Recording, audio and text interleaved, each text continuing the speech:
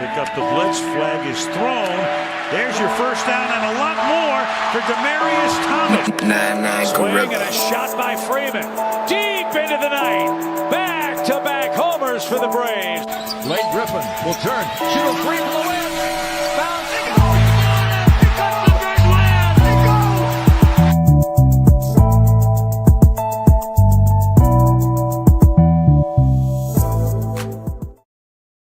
All right. Good evening. It's Tuesday. You know what that means. It's time for the number one sports podcast in the world. It's time for Sports4U. Live on YouTube. I'm John. That's Mark. Yep. Big Freeze will be here in a little while. Be here about the top of the next hour. So we'll check in with him in about 45. And join us, as he said he would during this all season and many more appearances, as you know, the one and only Cody of Ballers and Briefs is in the building. Cody, how you been, man?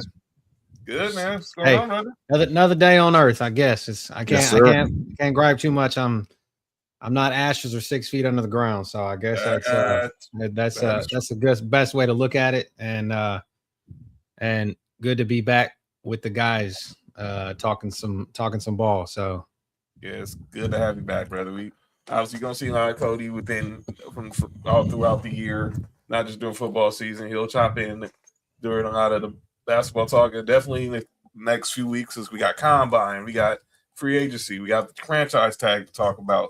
And of course, he'll be. And we got something else dropping soon. Yeah, so y'all gotta stay tuned because we are working on something really big. Pause. The brand is working on something really special. So y'all be ready whenever that drops. Big announcement really soon about what Sports4U and Ballers and Briefs has going on. So let's just go ahead and get into what we got going on. Let's start in the world of the National Basketball Association, and obviously we're back full speed ahead with basketball. Seeing NBA on NBC is such a joy. Seeing Bob Costas and everything. So I'm gonna start with what happened on Sunday. Well, let's start. Let's pause. I'll keep the Rambo rock on, but let's start with what happened on Saturday. You know what up, JoJo? You know, hey JoJo.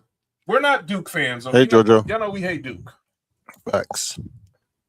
So except for one of us. Yeah. I don't understand that. But my bad, Cody. My bad, Cody. But you know, I don't know why. I think I can tell you why. I mean, I lived in Arkansas, right? And obviously I always just loved to hate on the Razorbacks. So back in the day, I just latched on to the Duke Blue Devils, I guess. Back then, I always liked Coach K. But I was a Jordan fan. So everybody's like, how can you be a Jordan fan and then be a Duke fan? I'm like, I have no idea. But I always watched Duke college basketball, and I've always just been a fan. So yeah, so let's see. I was always a strange Cherokee Parks fan, though. That was weird. Not Christian Laettner or Cherokee Parks. Cherokee Parks. Oh my God, dude. With the goggles, man. Cherokee Parks could stand it. Dude, just be quiet. Just be quiet. Let me just keep the main thing. Duke, Michigan. That was a great game. Let me say this. Everyone knows it's North Carolina over here with me and Mark. Yep. But I'm not finna knock what I saw on Saturday with these stupid Blue Devils against the Wolverines. Now, first of all, I want to complain about this game. What's that? Why the hell was this game in the nation's capital? I get it. They probably scheduled this game years in advance. But man, what's up, Bella? A game like this, much as I hate Cameron Indoor Stadium, that arena would have been popping. That place is loud. As much as I hate Cameron Indoor, as much as I hate, I hate the Cameron crazies. This game should have been either at Duke or in Ann Arbor. What up, Rob? Or either in Ann Arbor. Putting this game in Capital One Arena where the Wizards play was a freaking joke. But I get it. They had it planned. They had this planned out already, so it is what it is. But this game, look, I can't stand these dudes, man. But Cam Boozer, look, man, he got it honest. Yeah, he got it honest. And the rest of these dudes were balling, but Michigan was balling. But I hate to see the number 1 team go down to these dudes, but Duke is now the new number 1. They just steamrolled Notre Dame They beat the tonight. shit out of Notre Dame, like 44 or something like that. Yeah, so but congratulations to them on unfortunately for this victory. Still North Carolina all day. But let's go ahead and get to some NBA talk. So over the weekend, good thing we have Cody here because over the weekend, his Houston Rockets, they took a loss over the weekend to the New York Knicks. We just saw get steamrolled by the Cleveland Cavaliers. The Rockets were up by being like 18 going into the fourth quarter and blew a lead. And I heard Emi Udoka said it seemed like it's the story of our season where we just keep blowing leads. Mm-hmm. So I'm gonna ask you guys, and Cody, obviously you're the Rockets fan, you're in Houston. Are the Houston Rockets a championship contender? Or are they? What I'm saying. Cody? I'll let you guys give the unbiased opinion first because I'll give the biased opinion. All right, go ahead, Mark. What up, Sam? What up, Sam? Sammy. No, I don't think so. When watching Houston, we missing one true thing, and that's a true point guard. Mm-hmm. Yeah.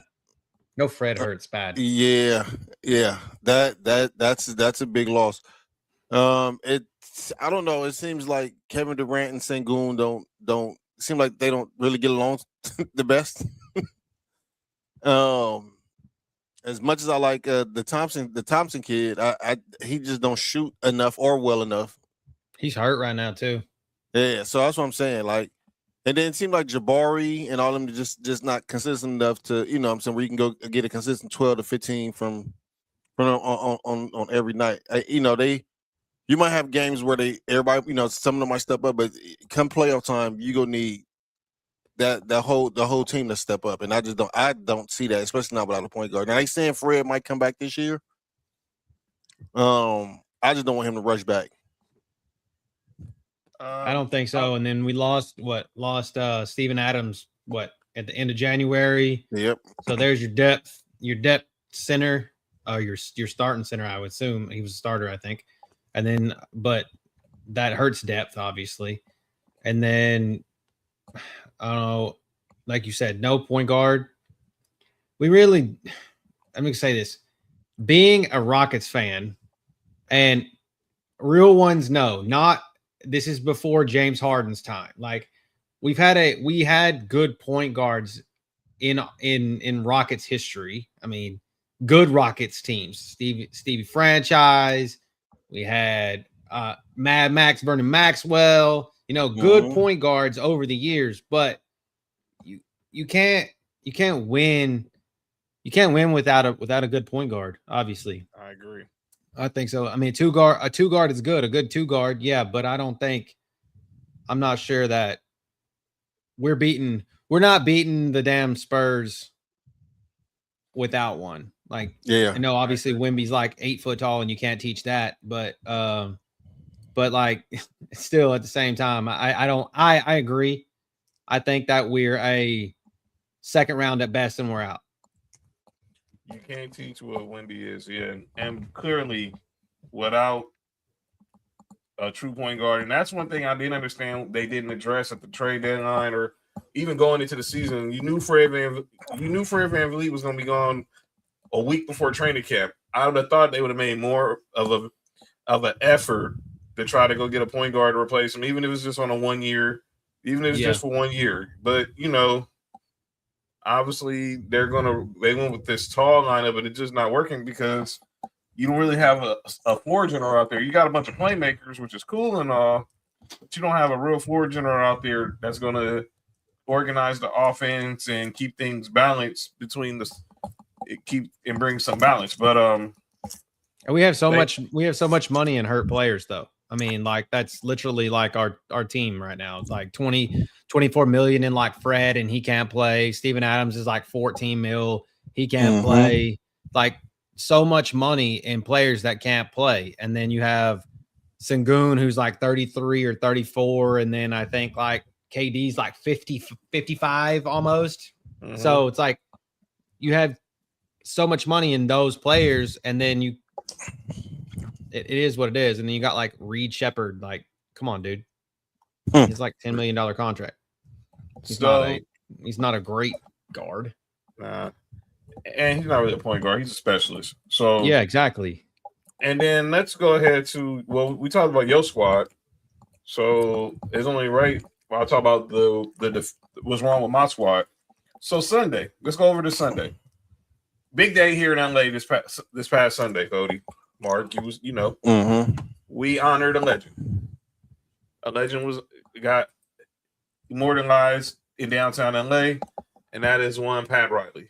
Pat Riley officially got his statue unveiled this past Sunday outside the Staples Center. Did a great ceremony. You had speeches from Dwayne Wade, Kareem Abdul-Jabbar, Magic, Michael Douglas. Yes, that Michael Douglas, the actor. A lot of people don't. If you know, you know. And for those who don't know, if y'all seen the movie Wall Street, Gordon Gekko is a splitting image of this statue right here. If you've never seen that movie, and him and Pat Riley became good friends after that. Yeah, The Godfather. He's great. He's been great for basketball, man. But you weren't a fan of Gordon Gekko of Wall Street? Oh, what? So yeah, but I say this: it was a good. He gave a good speech on Sunday too. All the former Showtime Lakers in attendance. You had some of the Heat. You had the Heat brass was in the house. It was in the Heat. The Heat brass was in the house as well. But that's what everyone's talking about. You know what everybody's talking about? They should be talking about the statue, and they gave a great halftime presentation for Pat Riley as well. But they're talking about this. Oh yeah, Pritchard beating the shit out of y'all. That's a third. Wasn't he the difference? Like yes. Literally, his 30-point game was like the difference in y'all's. I do remember some shit. Like I don't watch a ton of NBA, but I do watch stuff that happens, and I'm like, wasn't his 30 points the difference between? Oh, there it is, right there. There it is, 30 points. Him and Jaylen Brown pretty much owned the Lakers on Sunday afternoon. There was nothing we could do about it. And it started the game started off close, but then Boston, look, they're just better than us. The score is indicative of how this game was played the final three quarters. Boston is a better team than us. It's not even close. I hate the Celtics, and you're never gonna hear me say nothing good about Boston ever. But I'm not gonna be delusional and say that we weren't the better team going into this game. We clearly weren't, and it showed. Jaylen Brown looked like the MVP. This dude looked like the former Sixth Man of the Year, and we just got our butts kicked badly. So when you hear that comes a lot of criticism. People were complaining about the Lakers' effort, that they weren't out here trying. One in particular who was talking about that was the great James Worthy, the Hall of Fame, Big Game James.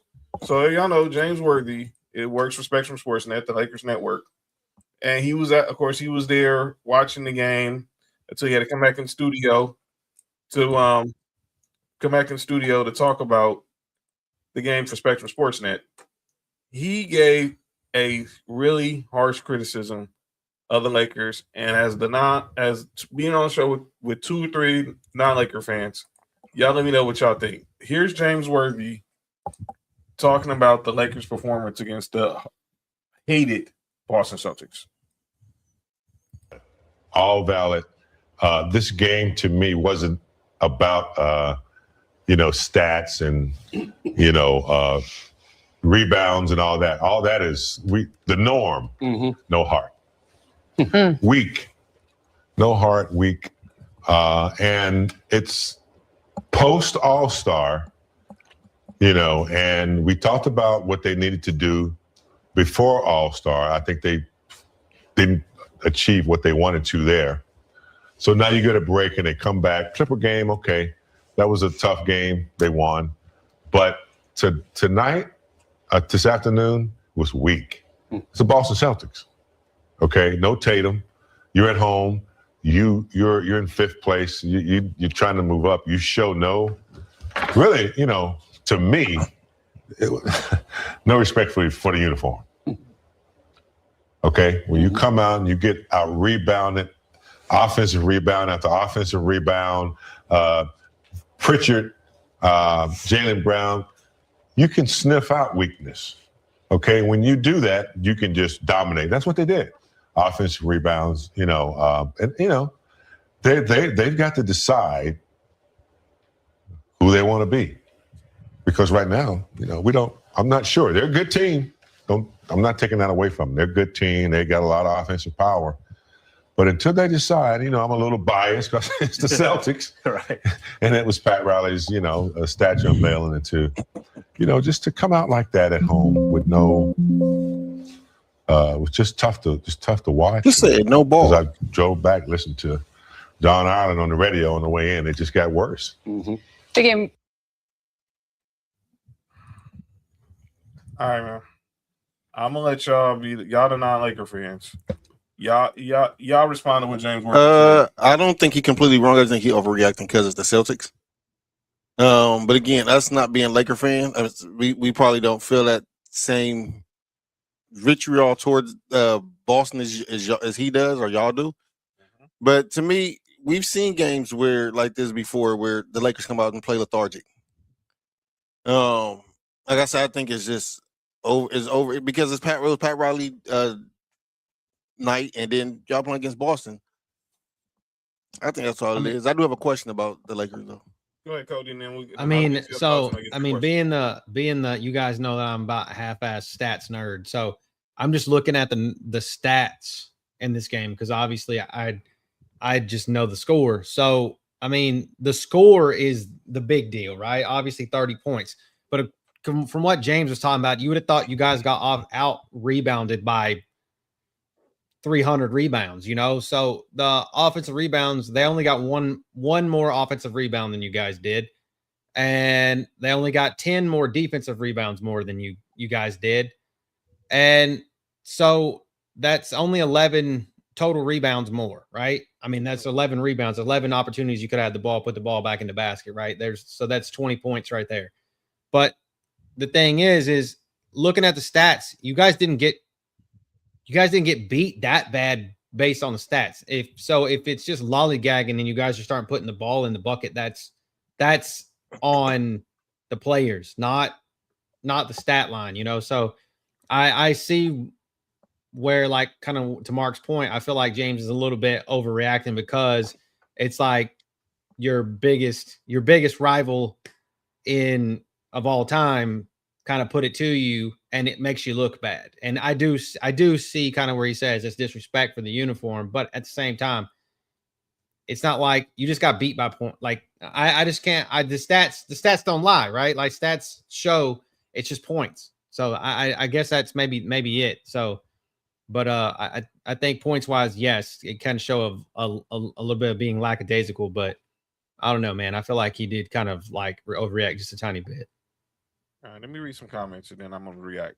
So Sam said, the Celtic-Laker game angered me and embarrassed me as a Laker fan. The Lakers pissed me off even more saying they're keeping Rob. I'll get to the Rob Pelinka situation in a minute. It was like one thing, man, Rob, I forgot who I heard say it, but I think it was right. I don't think these guys have the same hate of the Celtics that those of that was Antonio Daniels who said that. He was on Sirius XM that was saying it. DeMarco was saying it. DeMarco Farr was saying it. Travis Rogers was saying it. Sam was saying the Lakers was just BSing and not playing hard, playing soft like a bunch of people, like a bunch of wussies. And AC saying that Jaylen, no, he ain't a fraud. I know what you're saying as a Laker fan, but he ain't a fraud. Let me say this. I watched the whole game. It was Daddy-Daughter Day. Watched it, took Sophie home, came back, watched the second half after Pat Riley's ceremony. But I did watch the whole game. The Celtics were the better team. That's not acting like that's not the number 2 team in the West, in the Eastern Conference we're playing, excuse me. We're the 5th best team in the West. They have what we don't have. That's athleticism, length, and defenders. And let me say this, and like to the point where Rob was saying, only people who really know probably have any true animosity towards the Celtics would be LeBron and Luka, because we know LeBron's history with the Celtics. The Celtics bounced Luka out of the finals, which is probably the reason why he got traded to the Lakers in the first place. Austin Reeves, maybe because he's been around the last 4 years. Him and Rui been around probably the last few years, whatever. But none of these dudes don't really know about this. I'm not expecting DeAndre Ayton. You know what you got with DeAndre Ayton. I don't want to hear that. As much as Michael Thompson tried to uplift his spirit, Rue may be the only other person in that, because he was with Washington for so damn long. Yeah, but maybe. That was trash. I'm gonna be honest with you. I don't even think LeBron and Luka have the hate for Celtics. Like exactly, that's what I'm saying. I don't think I agree kind of with what Mark's saying there. I think that. But I think I'm not sweating with the Lakers. I'm talking about just in general. I think LeBron hates the Celtics in general. I don't think he hates the. I think he hated that because I don't think he hate the Jason Tatum. When I think it was the big three Celtics that he didn't like. I don't think everything after that. I don't think it was really after Celtics. I truly agree. But he grabbed one of the big three. Yeah, and he told Ray, said, "Come on over. Let's win a championship over here or two." And here's my thing, and I hear everything James Worthy's saying, but I think, like I said, this was all because it was Pat Riley's day, and all the Showtime Lakers Magic was there, he was there, Kareem was there. Then they should have got out and play if they feel that bad. Well, heck, they'll probably see how slow we move now. You think they would have just been just as equivalent. You also got to think, it's Pat Riley there. Guess who don't give a damn about Pat Riley? Nobody. LeBron. Well, although he did sit out. I would give LeBron credit. He sat out there during the ceremony and dapped him up. Cool. You think these Lakers give a shit about Pat Riley? No. Because all these dudes recognize Pat Riley as he was with the Heat. Heat front office. Right. They don't care about that. Nobody knows that Pat Riley coached the Lakers in the 80s. They probably don't even know that Pat Riley coached the Knicks in the 90s. I was about to say the Knicks. I was about to say the Knicks or the Knicks in the 90s. They know him as the guy who got LeBron James, Dwayne Wade, and Chris Bosh to Miami. Yeah, that's the guy. And bumped Stan Van Gundy's ass back out when he was the coach. He said, "I'm coaching Shaq, D Wade, and Jason Williams with the Heat to a championship over the Mavs." Candace, what's up with it? What up, Candace? But no, Candace. And the whole disrespecting the uniform thing. I mean, let's calm down. None of these dudes. Most of these dudes are not even going to be here next year. Let's just keep it a buck. Besides Luka, maybe Jake Laravia's contract. None of these dudes, even with LeBron, we don't even know who's going to be back next year. We don't know if Austin Reeves is going to be back next year. I heard a theory about LeBron and where he's going. Well, I think I know the theory too. But it's not Cleveland. Really? Okay, we'll have to discuss that later. Inside information. Candace says, what up, Nessa? Candace says, sports should come with history lessons because if you don't know about the Knicks and Pat Riley, look, some of these dudes weren't born. You gotta think. A lot of these people was calling the era that Jordan played in as plumbers. They don't care about the past. Yeah, sorry. That just happened. I mean, the thing is the same argument that they make about Jordan playing against plumbers. Magic was playing against those same guys. Kareem was playing against those same guys. Michael Cooper, Byron, you know what I'm saying? Like all those dudes, the Showtime Lakers were playing against some same damn plumbers. So that's what I'm saying. Like that argument goes both ways, but nobody wants to say that shit. Yeah, what he say? He don't want LeBron back at all. Which goes back to my next question. And I don't know if this is what up, Nessa? Just in my what up, Nessa? Just in my algorithms.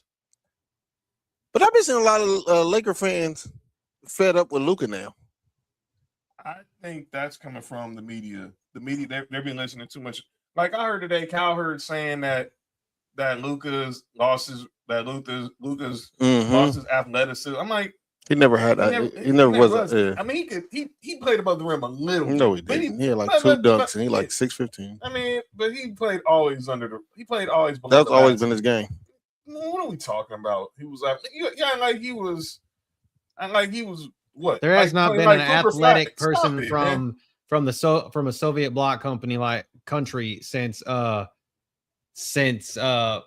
what's his name that played for the Nets? Drazen Petrovic. Drazen. Rest in peace.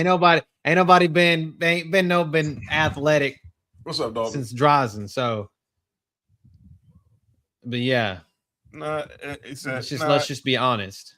Yeah, but I did read something today about somebody. I can't remember who the hell said it, but they were saying that Lucas Ollie's looking for is a foul. Like that's all he's doing, right? Let me go there because Michael Thompson said the dumbest thing today on the radio. So I'm hearing this talk about people playing. Look, and I don't like hearing Luka always whining about calls, but superstars do it all the time. Kobe did it, MJ did it, Magic did it, LeBron did it. Every superstar did it. So everyone upset that Luka was complaining about the calls. Let me stop that. Yeah. It was Zach Lowe. That's right. That's exactly who it said, Rob. That's exactly who said it. It was definitely Zach Lowe saying that. Yeah, it was Zach Lowe. Calm the F down. But yes. And Michael Thompson said today that if Luka was to do that tonight against Orlando, if he was JJ, he was sitting on the bench. I'm like, yeah, let's see how long that happens before the Lakers are down 12 to Paolo Banchero and Desmond Bain. Mm-hmm. You didn't Pat Riley didn't complain about calls? Pat Riley didn't sit him down. Think Jordan didn't complain about calls? Phil Jackson didn't sit him down. I know Kobe complained about calls, and I know Phil, Dale Harris, or no coach sat him down. Shaq did too. And he was getting the most. He was fouled the worst out of anybody. There's only 2 players in the NBA that's probably got fouled the most. That got the least amount of calls. Shaq and LeBron. Yep. Come on, man. What are we talking about? We gonna bench Luka. One's built like a Mack truck, and the other's built like a tight end. So there you go. Man, talking about you gonna sit Luka for just to give? No, you're not. But Luka does need to give up free baskets like that though. That's what a lot of Laker fans I've been seeing say that. Like, you know, if you complain about the call, that's cool, but at least get back on defense. Yes. I got an Isaiah Thomas story for another time though. I got a good one. And then that whole situation with on Sunday, Luka was complaining. Marcus Smart get called for a foul. Austin Reeves get a tech. Marcus Smart started barking at the rest. Now, mind you, Marcus Smart played for the Celtics, and he played against the Lakers multiple years. Stop it, man. Nobody cares. And I love you, big game, man. Nobody's caring, man. Nobody cares. Look, the fans, we care about it, but I'm not going to be delusional and like these young boys know the history of the Celtics and the Lakers. They don't. Oh, yeah. No. They don't. And if you're a free agent and sign with the Lakers, that don't mean you automatically hate the Celtics. Exactly. So it's the same type of shit. Like I think like Pittsburgh and like NFL purposes, Pittsburgh and Cleveland, or Pittsburgh and you know, like no one gives a shit about the AFC North. Like that rivalry's. Yeah. I didn't expect when George Pickens got traded to the Cowboys, he just automatically was about to hate the Eagles. Yeah. Or the Giants. Yeah, I mean, come on. There's only one person. I forgot who it was. I think he played for the Ravens. And they told him he should sign with the Steelers, and he said, "I can't do it." Wow. That's the only time I've seen it, you know, recently. But yeah, the Celtics do look like a good. They are looking like a good team. So I'm gonna stick there. I don't want to, but I don't like talk about the Celtics. But when I ask you guys this question, because I heard Chris Canty say this the other day on the Sportsmanlike, he said, if Jaylen Brown wins MVP, he already has had a better career than Jason Tatum.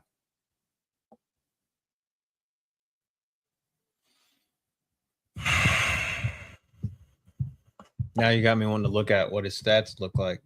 Because I can say right now, Jason Tatum has been on 5 All-NBA teams. Jaylen Brown's only been on 1. Now, granted, Jaylen Brown has been a Finals MVP, and Jason Tatum has notably struggled in the Finals, even when they lost to Golden State and even when they beat Dallas. But and then be clear, every year they've been teammates since 2017. Jaylen Brown came in the league in 2016. Jason Tatum came in 2017. That first year together, they went to the conference finals. They lost to LeBron and the Cavs in 7. In the game 7, where Jason Tatum put up 40 and postered LeBron.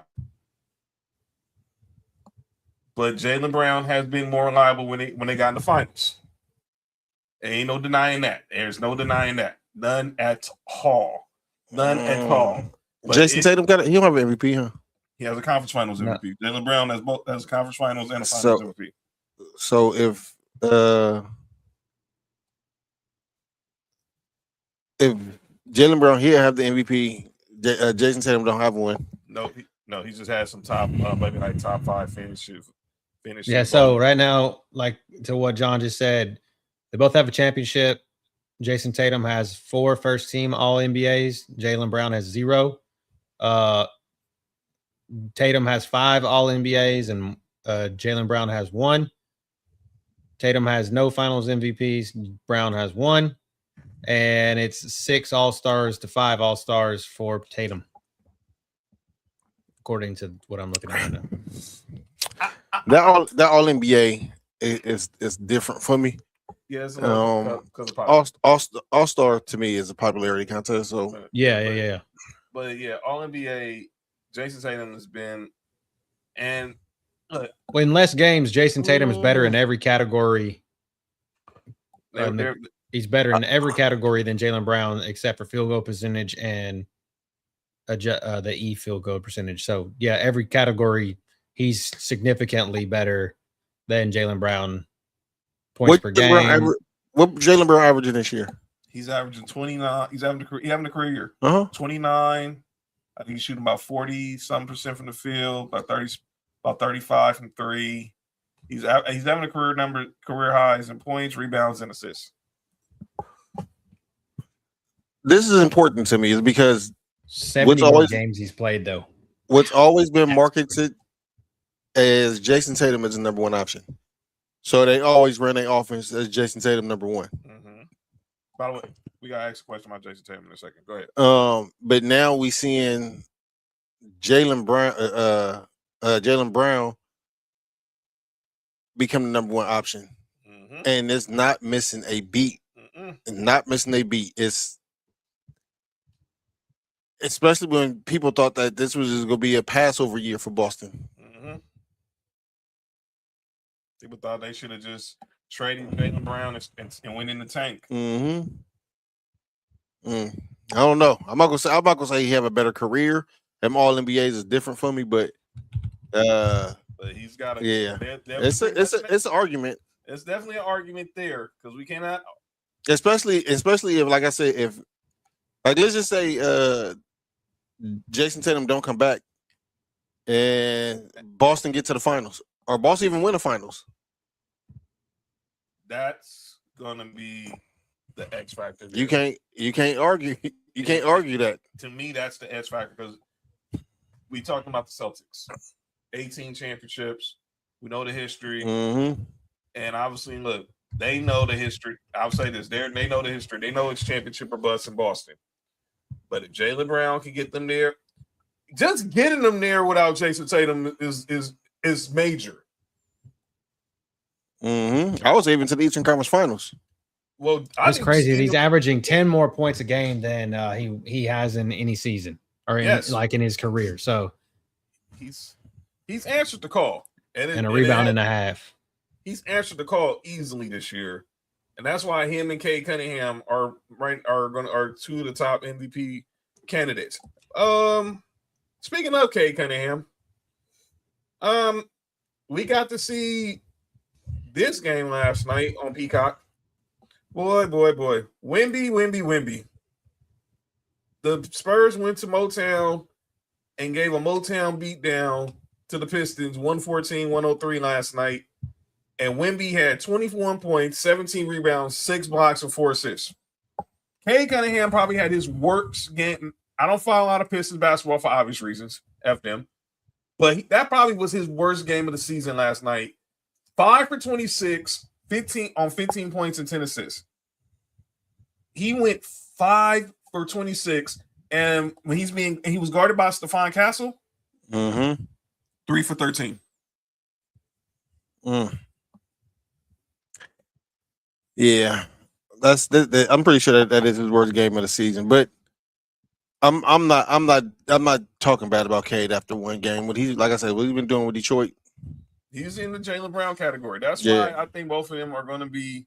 Is really going to be a close. Have you ever seen a co-MVP in the NBA? Mm-hmm. Not that I can remember. Mm. We've seen it in the NFL with Peyton Manning and Steve McNair, rest in peace. We've seen co-rookies of the year with your boy J. Kidd and Grant Hill. We might have a co-rookie of the year this year too. Or with Steve Francis and Elton Brand. And like I said, we might two Duke dudes when man. It's sickening, dude. It's sickening. Hey Duke. But yeah. Never had co-MVPs. Never. Okay, I'm not surprised by that. Yeah, because I mean, I get it. It's one of the things where you should pick one, but I'm not mad at neither one of these people getting it. I'm not shocked either, but if I had to pick, I think I would lean more towards Cade because he.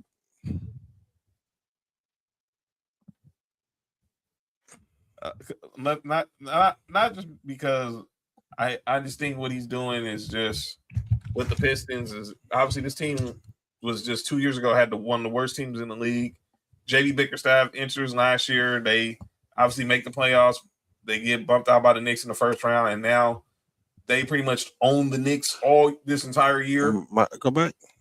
So my Lakers are seriously in need of a young talent like Wemby, Cade, Jalen, SGA because we don't have none of that. You know how you have to get that, Sam? You got to draft well.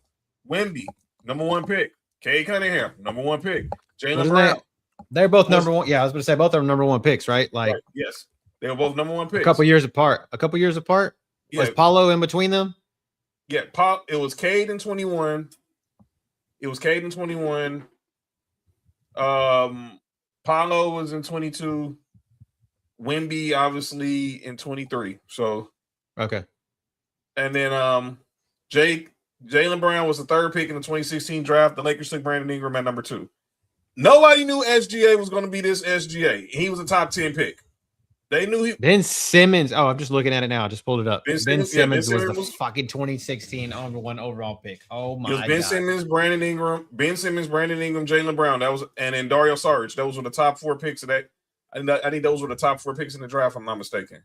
And then the next one was fucking Markelle Fultz. Oh my god. Yeah, Markelle Fultz in 2017.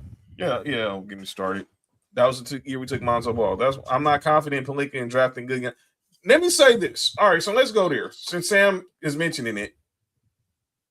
So right. the Lakers have hired a familiar face. Mark might know this guy, remember this guy. Does the name Lon Rosen ring a bell to anybody? Lon Rosen. Does anybody know that if you're a Lakers fan or you grew up in LA, did the name Lon Rosen? Mm-hmm. Lon Rosen was Magic Johnson's longtime agent back in the 80s. He since then he's been in business. He's business partners with Magic, but he's also been working as the Dodgers head of business operations. On Friday, it was announced that he's going to be the new Lakers president of business operations because our longtime president, Tim Harris, is retiring at the end of this year. So Lon Rosen today had his first, press conference, addressed the media, and he said what I think pretty much most Lakers fans with any sense knew. They're not firing Rob Pelinka yet. They're going to let Rob Pelinka play out this offseason. But Andrew Friedman, Farhan Zaidi are going to also be advisors to owner Mark Walter and obviously to Rob Pelinka. And I think Magic's going to be involved as an advisor as well. He's not going to be in the front office. I think this is where Magic comes in, where he does his work. He's Magic. Which Magic? Irving. You say it was a work as Magic. I don't know which one you're talking about. No, yo, chill. You good? You all right, man? Overcome. He's going to overcome. Just say that. He's going to overcome. He's going to overcome. Overcome things that might or might not be impossible. Well, overcoming is how he got in that situation. Yo. And that is the reason why the title of the program is going to be the title of the program. Supposedly. Hey, we'll get a copy. I should have worn my shirt today. Relax. All right, but here's the deal. I knew they weren't going to fire Rob Pelinka, and shout out to Scoot Henderson back in the building. They weren't going to fire him anytime soon. I don't think they're going to do the same with JJ. And the question is, yo, Nessa, relax. That's a lot of zinc. You'll go blind. You'll go blind. What's wrong with you? And as soon as you say that, look who walks into the chat. Ladies and gentlemen, joining the show, the one and only Nick Freeze. Oh my God. What up, Nick? Nick, you there? Mm-mm. I didn't say he's in the black, but dang, balls. Wait, you say getting blacked? No, it's I just What? Wait. John tripping, bro. Hey, John, you need to chill out, bro. I did not say that. I said he was in the black. I didn't say he was getting black. Pause. We don't how you're just saying crazy stuff now. All right, but I see what we're doing. Nick, I was just talking about the situation with my Lakers. Obviously, they announced that they're not going to fire Rob Pelinka at the end of this season. They got Andrew Friedman, Farhan Zaidi. They're going to be playing consultant roles with the Lakers while still running the Dodgers and everything. But I said this the moment Mark Walter bought the team, they weren't cleaning house. They're going to let this play out the same way they did with the Dodgers. They gave Ned Colletti about a year and change. No, they gave Ned Colletti a year and change, and then they let him go and they brought in Andrew Friedman. Shout out to the women DJs. Shout out to the women DJs. Hey, Sam, chill out. Oh, my bad. Said it out loud. No. You're okay. I know what Mark means. Mark is tripping. I know what he means too. This is hate. Wait. No. I'm not gonna do that. Go ahead, y'all. Mixed Master Splash. My bad. That's it. Why every time Nick show up, the show get out of pocket? Hey, that's a relax. Whoa. Yeah, that's wild. But no, he's in there talking about this situation with the Lakers and Sam wants Rob Pelinka fired. But I said that they're not firing him yet. They're gonna basically play this out, and then if things work, if Mark Walter don't like what he sees, he'll be gone. JJ will be gone, and they'll do like they did with the Dodgers, and they'll hire a new GM or president of basketball operations and hire a new head coach and go from there. And then it's on them to see if they can build a championship team. Hey, look. If I was the Lakers, you know what I would do? First and foremost, I've been said the Lakers should have got rid of Rob Pelinka when they hired him. And I never liked the moves that Rob Pelinka really did. I feel like a lot of moves for him were like either set in stone already or like grandfathered in. But it's like I feel as if like what the Dodgers did. They got them a general manager who was who was in charge of like a small franchise. He did his thing up over there. And so what you do is you bring him in now, a guy who utilized the smaller franchises assets to the utmost. What can he do with a market like LA market? And that's what he did with the Dodgers. I've got what bro's name is. John, I know for a fact John know his name. Andrew Friedman. There we go. You do one of those, and you do the same thing. Like you look around, and it don't have to necessarily be a GM. It could be a guy who's under a GM. You feel what I'm saying? Like like somebody who might be like a OKC disciple or something to that extent. Like you learn so much. You say it like OKC. Hold on, and you say the OKC disciple. They're not getting Sam Presti. No, one of his disciples. He's not going nowhere. He's not going nowhere. He got all them picks. He's not going nowhere. You find a guy like Troy Weaver who worked for him that was in Detroit or somebody. That man has never done a bad job in OKC, even when they weren't good. He's never done a bad job over there. Right. Y'all want Brandon Bean? No, I'm good. Hey, chill out, bro. No, I'm good. I'm good on Brandon Bean. But yeah, that's what I look at with the situation with the Lakers. We just talking about Cade and Wemby. And Nick, I'm gonna ask you this another question we just asked. I don't know, did you hear? And you obviously, for those who don't know, Nick has been very consistent on this take that he felt that Jaylen Brown is the best player on the Celtics. So Chris, I've been telling people that for years. But Chris Canty said this the other day on Sportsmanlike that he feels if Jaylen Brown gets the MVP, then he already has had a better career than Jason Tatum. Yes, it's the truth. It's the truth. Now, look, I have an even more interesting take. I'm going to say this on today's show anyways. If Jaylen Brown gets them to, let's just say, the Eastern Conference Finals, this is going to be a very, very interesting offseason. That's all I have to say. Because some decisions are going to have to get made. And don't let them get to the finals. You don't have to even win. Just let them get there. There's going to be a whole lot of conversations going on. And I'm going to be honest with you. One of those two young ballers is not going to like it. Because one of them will be on a different team next year. If the success keeps going. The worst thing that could happen for Tatum is that this success is going on right now with Jaylen Brown as the man. This is the worst thing that could have happened for him. Because no matter how good Jason Tatum is, we all know he's great. But this hurts your stock a lot when you're not there and there's no fall off in the team. And on paper, the team is worse. On paper. They don't have Porzingis. They don't have Drew Holiday. They don't have Al Horford. Shit, they don't have Tatum. You feel what I'm saying? And I said this before. When it's Jason Tatum's team, his second best player is Jaylen Brown. This Jaylen Brown team, his second best player is Derek White. That's nothing against Derek White, but that's a big ass drop between Derek White and my bad, Jaylen Brown to Derek White. And they're playing very, very well. I agree. But I'm gonna get your final thoughts on this before we get over to the football talk. What did you make of what James Worthy said about the Lakers on Sunday? What did he say about? I think I was at work on Sunday. So let me paraphrase it. He basically said they played with no heart and they disrespected the uniform for going out there getting their butts kicked by the Celtics. Oh Lord! All right, extremely overdramatic because it's the Celtics. It's James Worthy because he's always overdramatic every time y'all play the Celtics.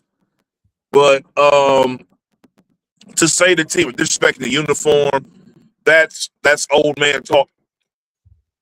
You feel what I'm saying? You can't be great 82 games a year. You feel what I'm saying? There's gonna be off days. Hell, the motherfucking 72-10 Bulls still lost 10 games. You feel what I'm saying? The Warriors still lost 9 games throughout the regular season. Like, you can't be perfect every single night. I think the problem is the same thing they've had all year. They have no defenders. I've been saying that, and the interior defense is trash. And I've been saying that. What did you expect the Celtics to do? Just not play defense, not actually expose their weaknesses. Peyton Pritchard was like he put Jared Vanderbilt on skates on Sunday. Oh, the male Caitlin Clark. Oh man. Oh, can we go there? So let me say this. And as much as I hate the Celtics, let me say this. As much as I hate the Celtics, I gotta give shout outs to Peyton Pritchard. Because every time he made a basket, he went right to Reggie Miller after he was making his baskets. So if it wasn't another story,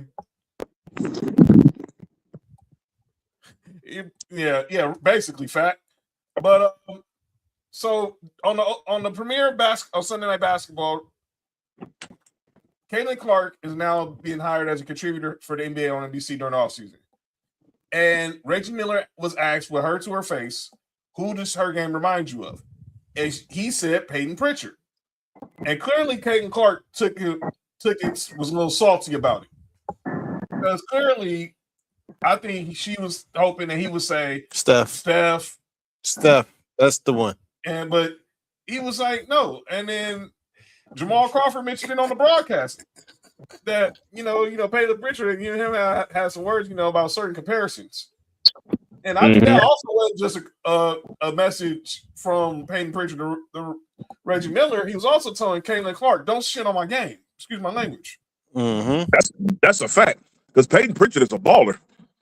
Reigning sixth man of the year, and the only reason he won't be sixth man of the year this year is because he's already started 50 games this season. He is a baller. For sure. But yeah, When he get his chance to shine, he shines for sure. So I just want to have a question. I don't know what's his contract situation looking like, but he's eventually gonna get it. He's got a nice payday in his future real soon. Let's go over to the National Football League, gentlemen. Oh Lord, because it's Combine week. We are 48 hours into the start of the NFL Combine, and there's a lot going on in the National Football League. Moves can be made, trade talks, all that. Let's go ahead and just start. And Nick, since you're here, we got to go there first. I figured. Your GM, John Spytek, spoke today and addressed the elephant in the room, which is about Max Crosby. So he says, Max is an elite player. I've been very upfront from the start when I got here, and we're in the business of having really good players on the team, and we need a lot more of them. Basically saying he believes he's basically preparing for Max Crosby to be back with the Raiders next season. I've been adamant. Yeah. And it's not just because I'm a Broncos fan. I think he should move on because I don't see anything. I don't see I just don't see where he's going to succeed there. The timelines are different. You guys are in a rebuild. You're going to have a new quarterback. Y'all got all this cap space. Y'all going to be spending money on the try to build a good team around Fernando Mendoza once he gets drafted. I get why Max Crosby wouldn't want to leave. He's been the hardest on that defense for 7 years now. He's one of the best in the business. He loves Vegas. He loves the silver and black. But I'm gonna just say this: you have it. Look at Myles Garrett, and I'm not saying about the Ray, but look at Myles Garrett. He had a chance to leave now, and I think Myles Garrett would have left the Browns. He would still got paid. Maybe he would have still broke the sack record. We don't know. And he probably still would have been Defensive Player of the Year, especially in Buffalo. So Max Crosby really need. Hey, John. Go ahead, Nick. That's different comp because this Myles Garrett actually asked to be traded. Max Crosby never had asked to be traded. So that's where the big difference is. You know, the similarities is outside of both a great player staying on a bad team. That's all that is. But you got to think about it like this, John. Let's say, for example, Mendoza ended up being like the right pick. And within like 3 years, all of a sudden we become we become a consistent playoff team. In 3 years, he's only 31. He can still contribute a lot at the age of 31. We've seen it. Plenty of defenders, especially pass rushers, still contribute at the age of 31. We have a lot with the. This is the first time the organization has actually been on the same track from owner to GM to head coach. You know, everybody knows this isn't going to be an overnight process, but you got to start somewhere. Now, I think it's a little different for Max Crosby because, you know, he had a lot of, you know, he had like drug addiction or whatever. And, you know, he attributes his healing process with the Raiders. So I think it's a little bit deeper than like just football for him as far as being on the team. That's what I think personally. Because I ain't gonna lie, in his predicament, I would have left too. You know, much as I love my team, you feel me? Like I've given y'all so much. What can I do? Charles Woodson did it.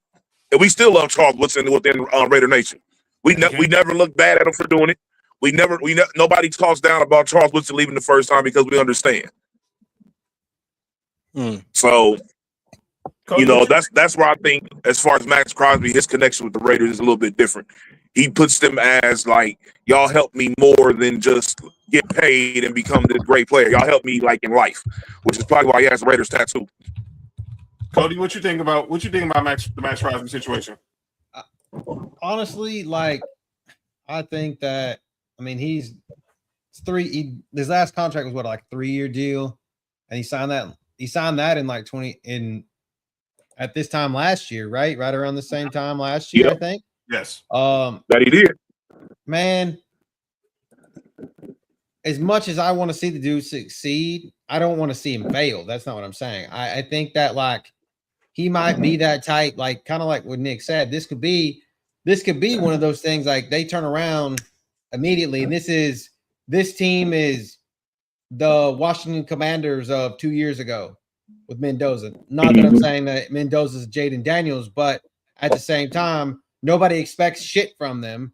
And then they come in and they make a run as a wild card team, or for some reason the Chiefs are still bad because Mahomes has a setback or some shit like that, and then your Broncos decide to fall off or something because Davis Webb is calling plays or something like that. So I don't know. I think that like this is his chance in the turnaround, and that this could be something that he's had, and I feel like maybe this is kind of the most competent group that he's had in his tenure with the Rams. I mean, with the Raiders, excuse me.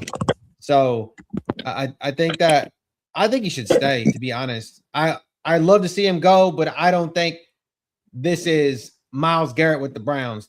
I feel like the Raiders are a little bit more of a coherent organization as opposed to what that shit is in Cleveland. So that's my 2 cents. I think he's great, and I think he does a lot with a little bit. So, Mark, what you think? I think he should stay. No, I think he should leave, but I think what's gonna happen ultimately is he's gonna end up staying. Like what Nick said, I think it's more than just football. And when it comes to things like that, you have to respect that. I mean, they got to trade him too, though. So that's what I'm saying. Like, he's not. But that's the thing. Like, he's not like he's a free agent. Yeah, but if they open up trade talks, they'll get a good haul for him. Word is, if the Raiders were to trade Max Crosby, they want a Micah Parsons like package for him. So basically, talking about they would get that because his contract is cheap. $30 million, yeah, for what he does. His contract is cheap. His contract is cheap as fuck. They want 2 wins and an experienced player, but we'll see. I think even if this happens, it's not going to be no time soon. They'll probably go into training camp, but there's going to be a lot of teams trying to talk to the Raiders about Max Crosby over the next 48 hours for the next weekend while everybody's in Indy for the combine.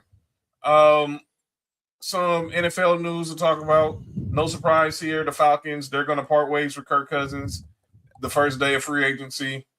If you were Kirk Cousins, one team's obvious choice is, does he go back to Minnesota, reunite with KOC? Max. Or I think Jason McCourty said this morning, stay with Atlanta on a lower number. You played for Kevin Stefanski too.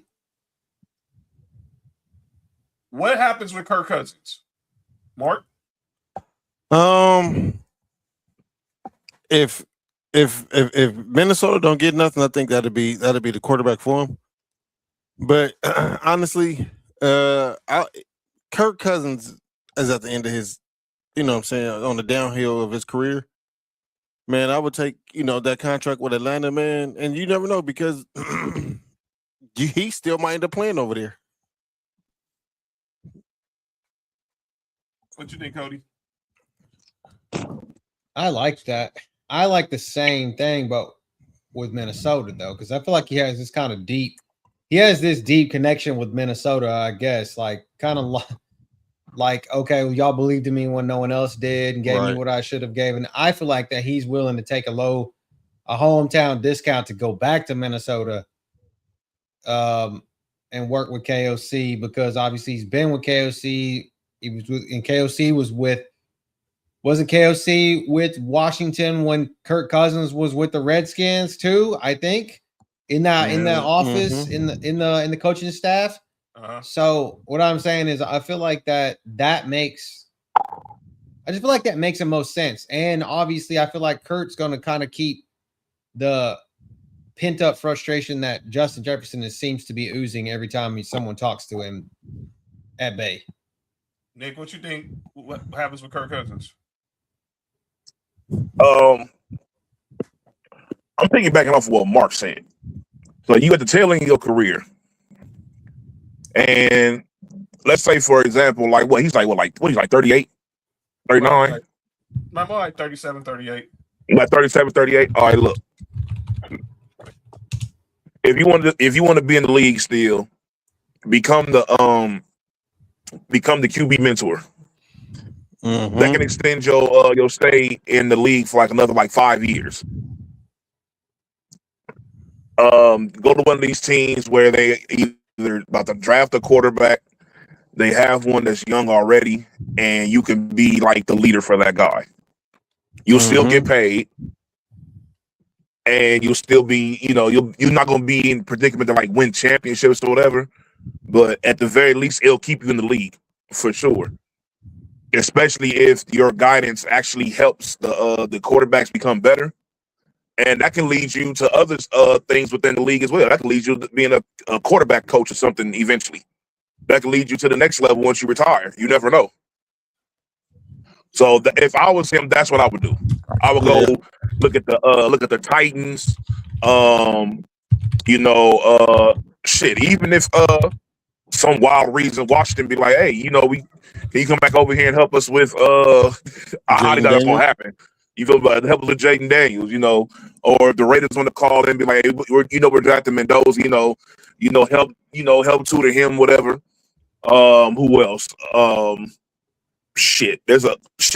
to New Orleans and help Tyler Show.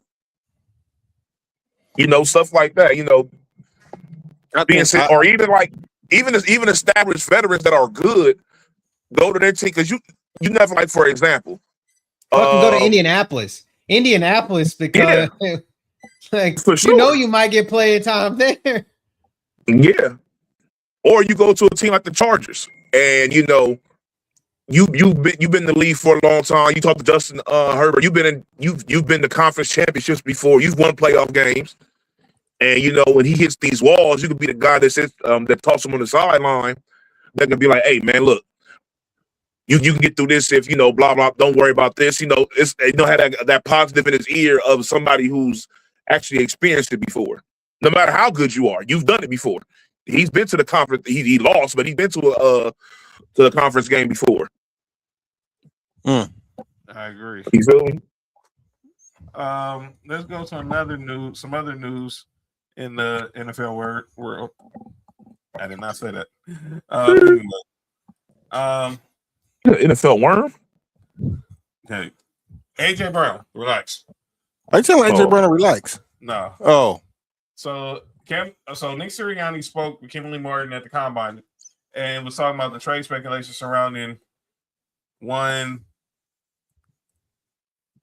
Arthur Juan Brown. Will AJ be here next season? I think we're still in the spot. I can't guarantee how anything is going to play out into next season.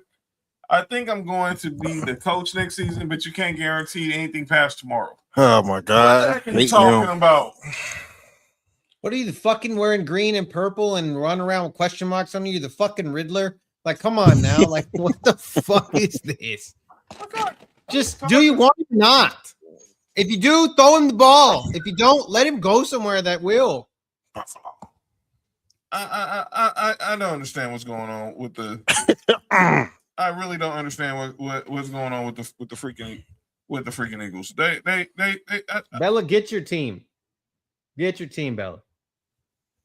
I really don't. I really don't understand. It's always something that you just don't get with these guys. I mean, common sense. Do you want the guy on your team or not?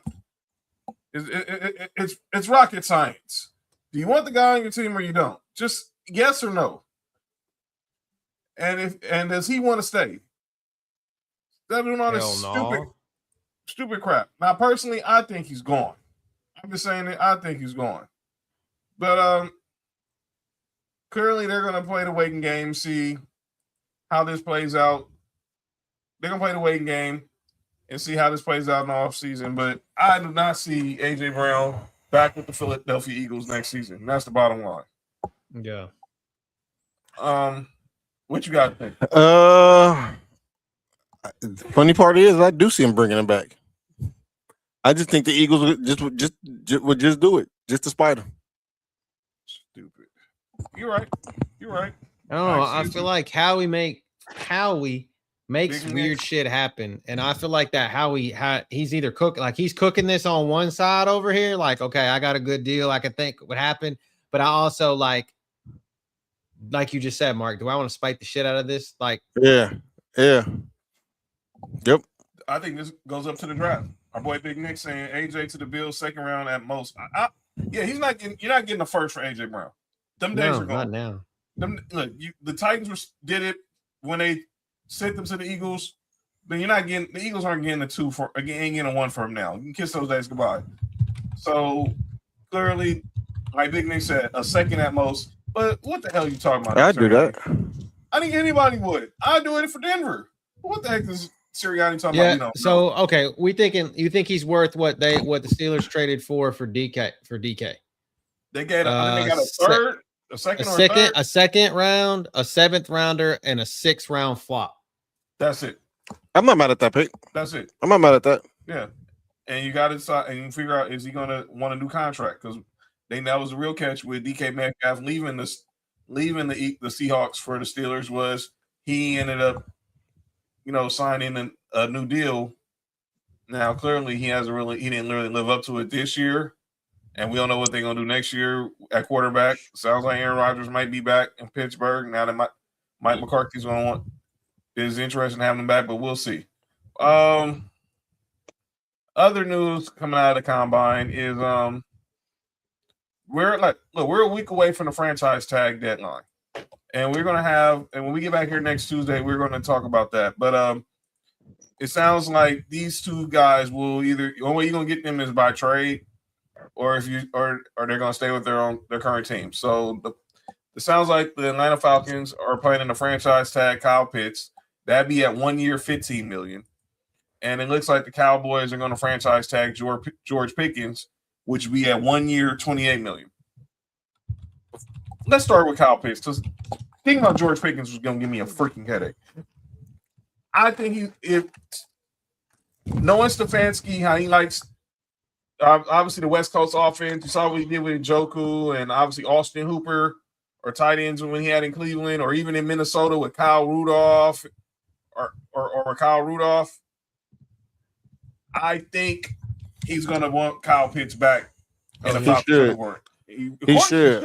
I would want to keep Kyle Pitts, at least give him one more year to see how he fit, like you said, with Stefanski's offense. And I want to see if they get a quarterback, because I'm not sure how much they believe in Michael Penis. Michael's what? That's not like you said my cold penis. Cody, what's wrong with you? And Florida is cold. What's up, John? Said, to be honest, most of the Seahawks fans are happy to see DK go. He had too many anger management issues. Well, and shout out to that Seahawks fan that's about to get the bread. Yeah, shout out to him. Kyle Pitts is going to be the third in 2026 will be the fourth highest paid tight end if he gets a franchise tag, because it's set at 16.3 million, and there's the three in front of him are Hawkinson at 21, Goddard at 20, and Dawson Knox at 17.8. There you go, Brandon Bean. There's your money. Spending it on fucking Dawson Knox. Wow. So he's going to stand to make more money than Dalton Schultz, George Kittle. Oh, my God. Like Travis Kelce. Fire Brandon Bean. Never mind. Yeah, you are crazy. Yeah, that's wild. And then there's George Pickens. So we all know the Cowboys are going to play this out all the way to the end. George Pickens, they can try to get a deal done. The last time the Cowboys franchised somebody and they got a deal done was Dez Bryant in 2015, and they went all the way to the deadline. Now George Pickens is on a 1 year, could get him for 1 year, $28 million.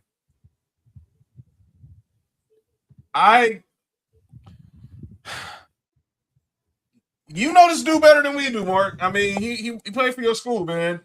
Do you roll the dice and try to sign him long term, or do you see if he is this? If I'm Dallas, make a prove deal. If I'm Dallas, yes, you sign him. You pair him with, man. Yes, you sign him. That shouldn't even be a question. Yeah, That shouldn't even. You shouldn't even be no second thought about that. Look, you got before I get to Cody, you got the Javonte Williams deal done. I'm happy for my former Bronco. Go sign Brandon Aubrey now, and then y'all need to go ahead and y'all go. Did he turn? Is it true he rejected the contract? Cool. Yes, he wants more Aubrey. money. Yes. He wants more money. Yes. And they're thinking about putting a first round or a second round tender on his ass. I'll definitely they'll put a first round tender because. By the way, did you hear this story with the UFL? Yes, sir. Give me them 60-yard field goals. UFL, Give it to me. Which is of course ran by The Rock, his ex-wife, and obviously he partners with Disney and Fox, with ESPN and Fox. Redbird Capital, yeah. And they're going to experiment this year where if a team attempts a 60-yard field goal or longer, then that's going to be 4 points as opposed to the traditional 3. Oh, the Jaguars kicker gonna be having 4 points all year long. That's what I'm saying. I think in the NFL we could do it, but I want it to be from 65. Hey, 65-yard. If you kick a 65-yard field goal, give it to me. Give me 4 points all the time. Hey, is the first round tender Travis Hunter's wife? Yo, you good? My bad. All right, but they need to get this done. But knowing Jerry. Max Crosby come to LA with the Rams. We'll trade. We can trade Byron Young. Well, y'all got. Look, I don't think. Let Max Crosby will decide where he want to go. You about to give them first round picks too, Sam. Yeah. You're not getting Sam Crosby and keeping them 2 first round picks. Right. But the thing, what I was saying is about with George. Kind of back to George here. $28 million. Okay, so that puts him right as we speak, and this is today. That puts him directly at number 8, tied at number 8 with Devontae Adams. So do you think George Pickens is better than Devontae Adams, Nico Collins, T. Higgins, Stephon Diggs? Those are that's 28, 27, 26 and a half, 26 and a half. And yeah. And you got people that are above him. DJ Moore at 28 and a half, Michael Pittman Jr. at 29, DK at 31, Amon-Ra 31.1. Chris Godwin at 33.6, CD at 38.4, and Jetta at 38.9. By the These way, are cap hits going in 2026. Oh, do y'all know who Isaac Rochelle is? Name sounds familiar. He used to play for the Raiders and Chargers. He went to Notre Dame. He was yeah. He was journeyman. He now works for NFL Network on Good Morning Football. So this morning they had Sherry Burris had him, Manti Te'o, and Isaiah Stanback basically ranked their top 5 wide receivers. Was Manti Te'o's boy? Nice. By the way, and for some odd reason, I remember Rochelle. I've seen that dude on yeah. His wife is big on TikTok. I see him always talking about what they do with jerseys and shit. Yeah. But anyway, he did not have Justin Jefferson as the top 5 wide receiver. Shout out to Florida titties. Your look was like exactly like mine, Cody. You had Jameson. Obviously, look, he had Puka, he had Jamar Chase on there. Oh goddamn! I gotta look that up now. I'm sure it's on the internet somewhere. Yeah, it was on Good Morning Football. It was either today or I think it was yesterday. He was on Good Morning Football and did. I was like, what are you talking about? But yeah, you need to go ahead. They need to go ahead and sign George Pickens. Get that done. Get that done. And get that done. Oh ASAP. my god. Okay, so he has DK, yes, JSN, Amon-Ra, Jamar Chase, and Puka. First of all, I don't disagree with all of those except for DK. I'll swap DK out for Justin Jefferson and be fine with that 5. Yeah, I don't know. Well, any list that don't have Justin Jefferson to me is suspect. But I'm just saying, like, out of the top 5, like you swap out DK, take him out, and add Justin Jefferson, and I don't hate that 5. All right. So final thing on the NFL front before we get to calling out names. Mel Kiper Jr. has his new mock draft out. So let's go ahead and break it down, gentlemen. Mel Kiper Jr.'s mock draft. So, of course, he has the Raiders taking Fernando Mendoza at number 1. Somebody say my quarterback? Yeah, we're talking about him now. Your quarterback going number 1. Allegedly. Going number 1 to the Raiders. This is Mel Kiper's mock draft. He has the The Jets taking Caleb Downs from Ohio State. That's pretty high for a safety. He's pretty damn good. This would be the highest draft slot for a safety since Eric Turner in 91. That nigga's very good. Caleb Downs is really good. Yeah. Like he's different. He's not just like if he was drafted number 2, I would not be surprised. He's very good. Wow. He's one of those guys. Yeah. I would be very surprised if he's not good at the next level. He has Arizona taking David Bailey from Texas Tech at 3. The Titans taking Arvell Reese at 4 from Ohio State. The Giants taking Spencer Fano at number 5 from Utah. The Browns taking Ohio State wide receiver Carnell Lake at 6. Ooh. Commanders taking Ohio State linebacker Sonny Styles at 7. The Saints at 8 taking Knicks boy Mekhi Lemon in New Orleans. The Chiefs taking Notre Dame running back Jeremiah Love at 9.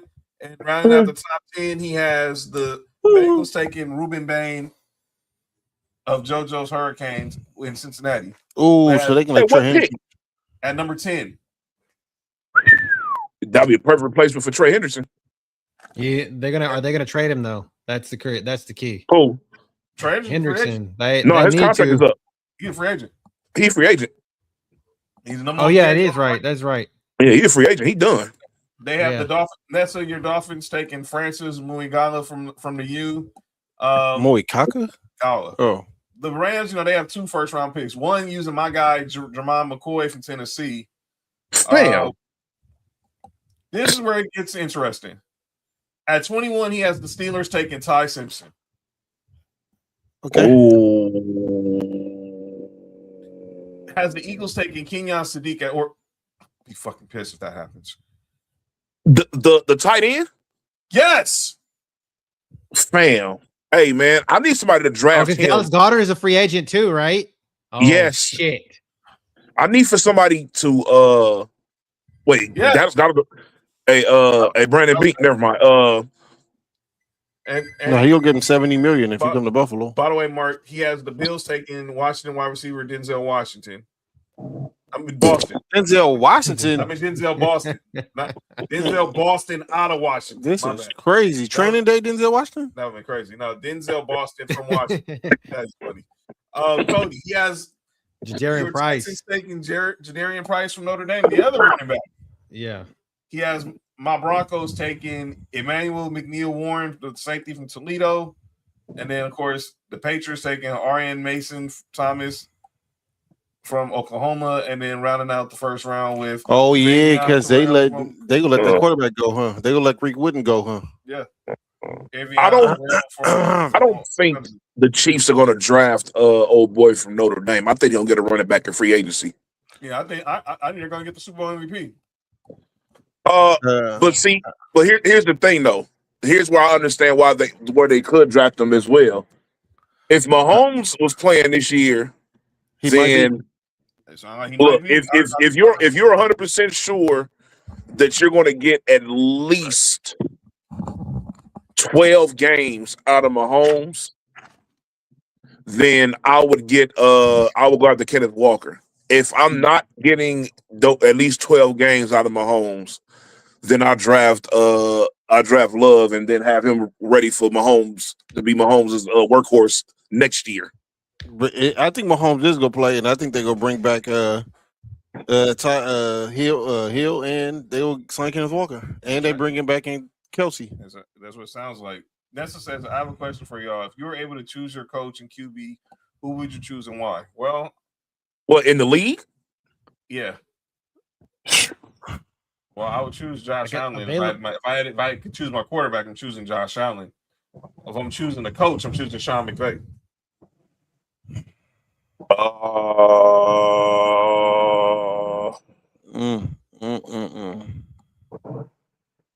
That's a good. I think I would.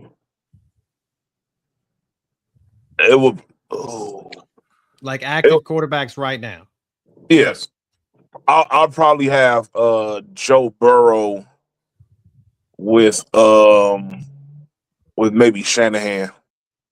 Pretty much the same thing. I didn't put him in the West Coast offense. He'd be perfect. Well, Mark, you already got your QB, but who would you want to be? Who besides Joe Brady? Anybody, one of us. Josh Allen. I'm not mad at McVay. Shanahan. Mike McDaniel. You know what I'm saying? I don't like Mike McDaniel as a head coach. As an OC, he's amazing. The Chargers gonna go crazy next year. Justin Herbert has no excuse. I would have loved to have him as an OC, but probably I love McVay, man. I like what he does well with the Rams offense, with or without weapons. And what about you, Cody? I mean, you guys have kind of said it, so I have to go off this cup. I do like the Josh Allen and I like Josh Allen and Shanahan. Because I feel like that would work. Like it would work because I feel like Josh Allen could be so much of what kind of like John Elway was back in the day when he would just pull the ball down and run it. And he could throw the ball too. But if I couldn't pick them, I would say just going totally just opposite of that, man. I feel like the upside that you could see in if he doesn't just totally just blow it, I think that maybe somebody like if you would have got like Jackson Dart with a Sean McVay, or like someone like just a super uber athletic young guy with the Sean McVay, let him kind of just mold him, you know. So, but I like the Josh Allen and Shanahan. I think that's probably the best way that I would go. Hey. Definitely not the asshole that we're not gonna trade. Man, hey, I ain't gonna lie. I think Drake May with Sean McVay go crazy too. How about Patrick Mahomes and Andy Reid? Yeah.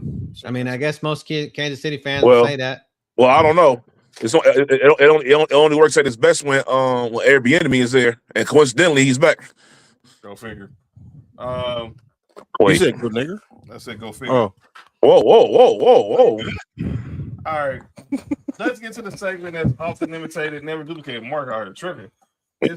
I don't know what's fucking on John on. I ain't say shit. Chipotle? Anyway, we know John. Yep. Relax. Let's go ahead and shut up, Nick. Let's go ahead and get to calling out names. All right. I'm gonna start this off. My first calling out names. What the hell are we doing? What are we doing? Man. Oh Lord! Wait, when is this? Is this for real? Yes. It's fucking for real. Why do you not think I was talking shit about it in the chat? Oh, No, that's why Floyd's come out of retirement for this fight.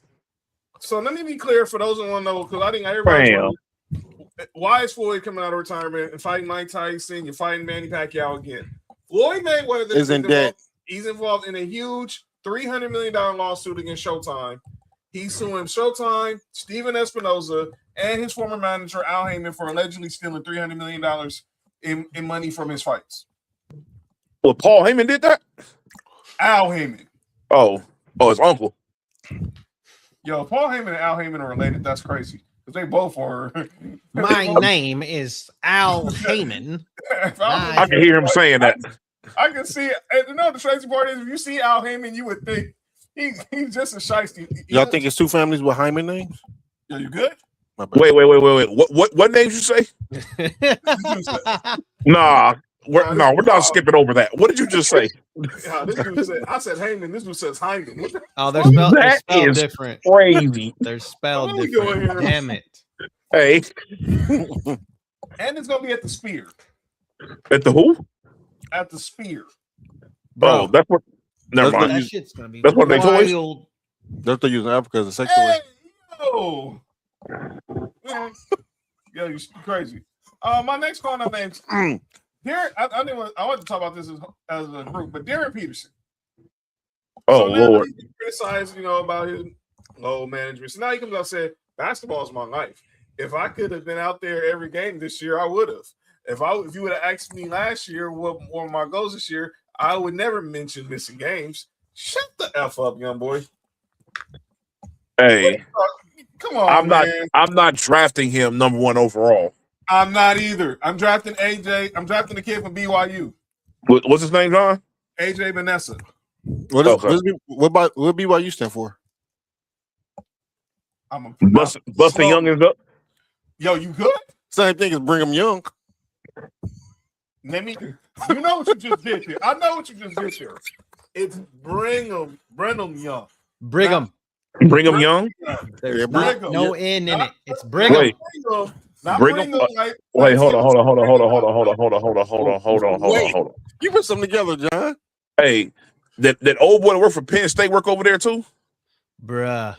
Yo, you good? Are you Bruh. good? Jerry Sandusky? Yep. Yo, Bruh. you know there's two Jerry Sandusky's? Yes. Nah. Like the Yes. Undertaker? Same thing. There's a Jerry Sandusky that's another coach too. There's a Jerry Sandusky who's I actually changed my name. Who's actually the voice of the Ravens. I ought to change my name. But he spares his name with a G and not a J. That don't help shit. That don't help nothing. It really don't. Yeah, Brigham Young. Yeah, you good? That's fucking crazy. I don't know about Showtime. I thought it was the building. What? Wait, what? She's talking about Floyd, but this whole I saw that story too, but I know he's suing Showtime over for $300 million. I thought John was tripping for a second. I'm about to say, hold on, John. Always has an Floyd Mayweather's in debt. Yes. For sure. I just seen With him the do a mafia. commercial for vodka. Do y'all know Floyd Mayweather ain't never took a drink of alcohol in his life? At all. Never. Yeah. Anyway, go ahead. All right. I got two more, but I'm gonna go to this one first because I want to say the last one for Nick. Kendrick Perkins, and I brought this. Oh, This Lord. was a conversation in our group chat on Saturday that clearly got a lot of people upset. Hold on, Sam. We got you in our prayers, whatever you're going through. Yeah, don't worry. We got you, Sam. Stay strong, brother. Yes, sir. Kendrick Perkins. So they were talking about all these players coming out in the draft this year because it's going to be a loaded draft.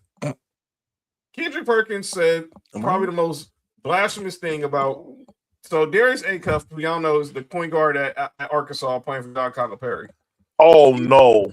He said No, this is not. on Kendrick didn't say on that. you He right did not now. say that he was the best player He that he's is ever coached. the Right? best guard that John Calipari has Oh, coached. I'm fuck not off. talking about NBA Hurt. career, college career. Right. The man is averaging 22 points, shooting 50+% from the field and 40 from the three. Here go the graphic. This is all the guards, notable guards that John Calipari has coached. Look at the averages. I Damn. believe he just won 7 consecutive SEC Freshmen of the Week. Yep. On the verge of winning SEC of the year. Player of the year. Okay. Let me ask before you continue. So just so you know, again, I'm not looking at stats for this particular question. I'm looking at an eye test from a skill level perspective, ball handling, passing skills, yeah. shooting ability, whatever. Give it to me from that. He's averaging 6 assists. Okay. So not only is he getting Nah. his, he's making guys around him better. And I'm Hey, man, cut about this to shit blow off, y'all man. mind with this one. Hold on. Perks, get your own foot out your mouth. What are we Dog. talking about? Hold up. Let me start this first because me and Fat got in a serious debate. My boy Fat got in a serious debate. Our boy Bass about this. That's why I brought it in the group chat with y'all on Saturday. So let me just run off some of the guards John Calipari's coached over his 30-year career. Wait, John. Before you do that, let me say this. Get nostalgia out your mind, but go ahead. I'm not. It has nothing to do with nostalgia. Go ahead. DeJuan Wagner, Derrick Rose, and let me tell you, and I'm gonna run this. Derrick Rose, Tyreek Evans, and John Wall, 3 back to back to back. Them niggas was nice in college. Yeah, Derrick Rose and Tyreek All of them. Evans at Memphis, and then he left Memphis and went to Kentucky, and his Oh. first year he had John Wall. God, nigga, John Wall was incredible in college. Yeah. And I'm not taking nothing from this A-Cup kid. This kid can ball. This nigga can hoop. Don't tell me he was better than Memphis Derrick Rose. I got a question though. What's up? And I'm not saying he is, but why not? Why not? I don't think from the numbers wise, yes.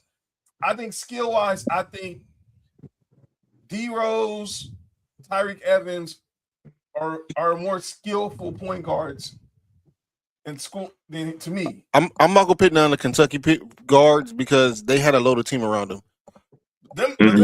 You can't name nobody else on the Darius Acuff team. Well, Mhm. Douglas Roberts, who could you name on? That's why I said. That's why some leaving Kentucky names out. But you said even then, you said outside of Chris Douglas Roberts. It's not outside of nobody but Arkansas. I can't name nobody on the one. And on top of that, at Memphis, who was Memphis playing? Exactly. I'm gonna be real. This is the first point guard I've seen him do what he does in a long time. Because usually he has his point guards even his star players in general. Mm-hmm. He keeps them on like a short leash. He does. And I think that's where people are like putting that in a perspective of where now imagine if he didn't keep the short leash on like a John Wall or I think the more comparable one is Derrick Rose. I like John Wall for too. sure. I think the more comparable one is Derrick Rose. Oh, for sure. Because I do have Derrick Rose better than this kid, and I can't explain why neither. You know what I'm saying? But let's just stick with keep the Kentucky guys out because I think he was better than Jamal Murray in college. I think he was better than SGA and Devin Booker because they weren't who they were in the pros. But let's stick with the early caliber. Devin Booker got put on the short leash too. Right. What up, Noodle? What's up, Noodle? What are you taking this kid over over 01 DeJuan Wagner? I think the only person I'll probably take him over is Derrick Rose. If you allow Derrick Rose to do what this kid is doing, I probably Derrick Rose. I'm not mad at DeJuan Wagner, but I also feel like, and I say this a lot of times when we say who's the GOAT, it's a lot of nostalgia in that. It's our time. It's who we attach to. And I think that's why we feel so high about who we grew up with.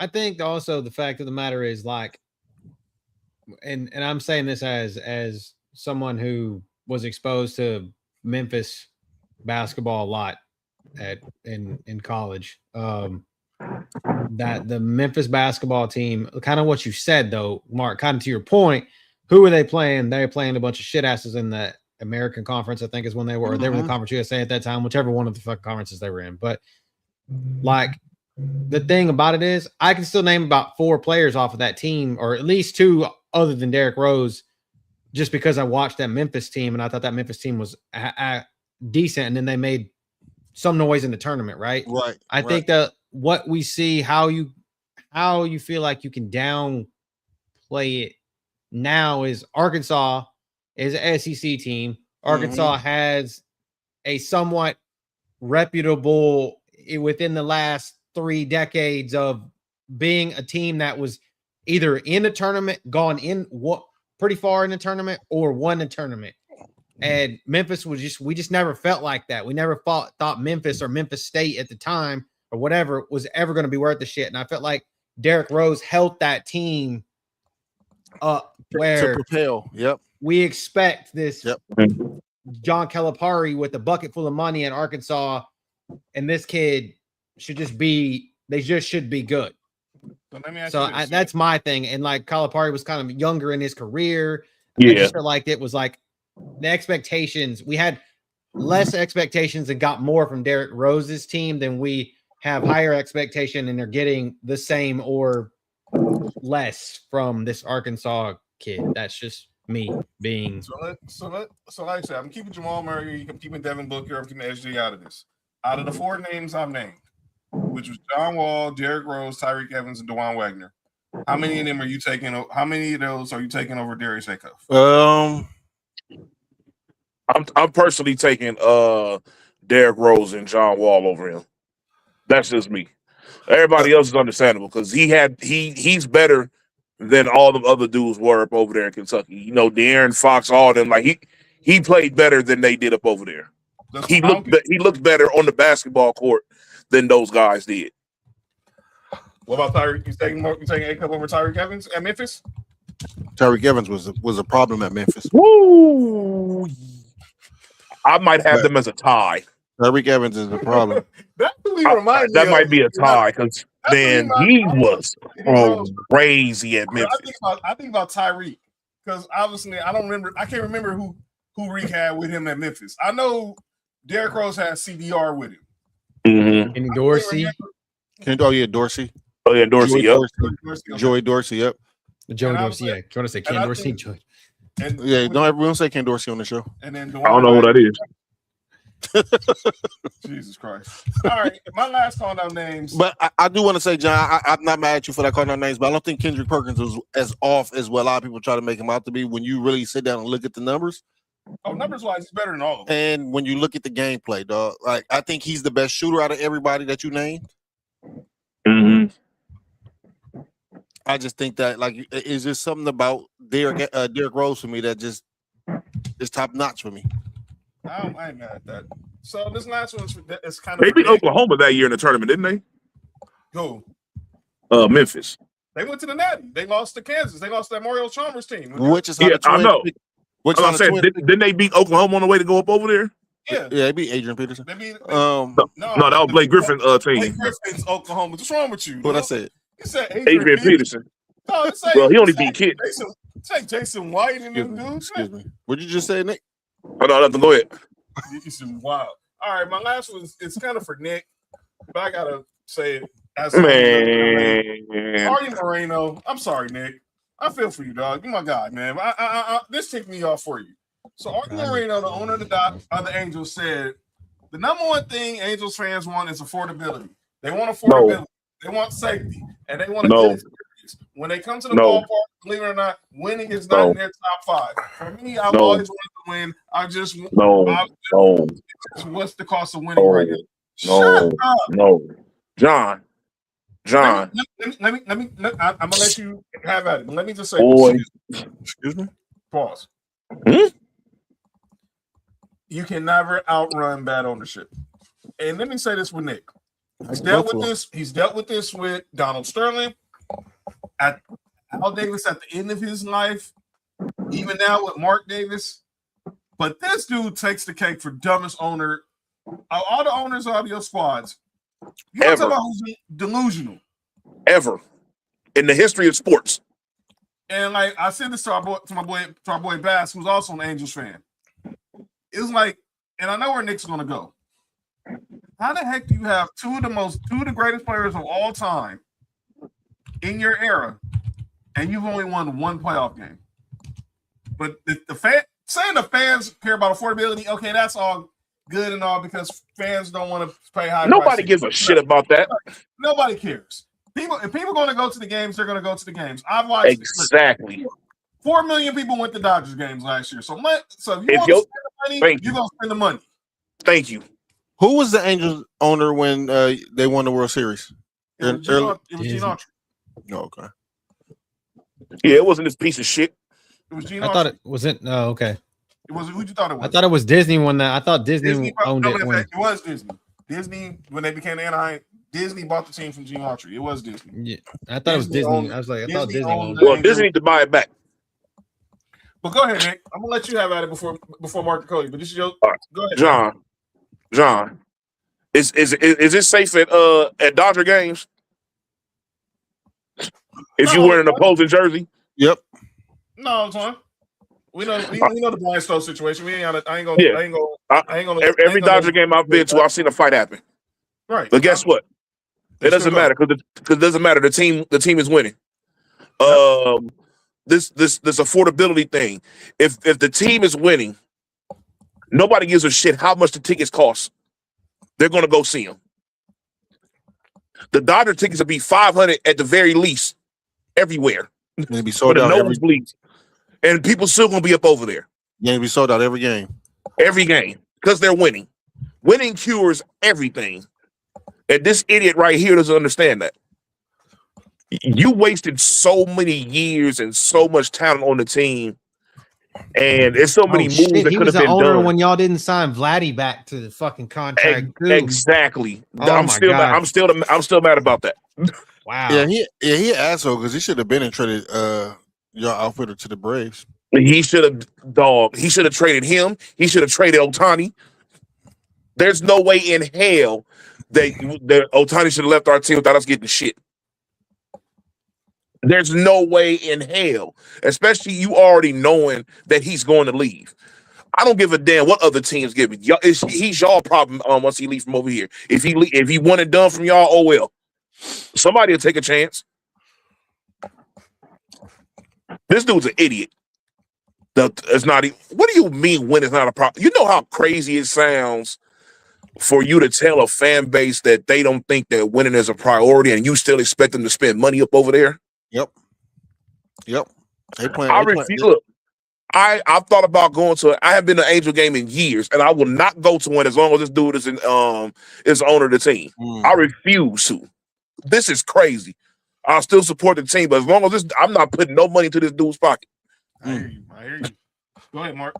I don't have nothing to say about this. He's an idiot. I think that they should vet some of these owners before they become owners. I heard a theory. I'm gonna give this to Cody, then I heard a theory from John Ireland today.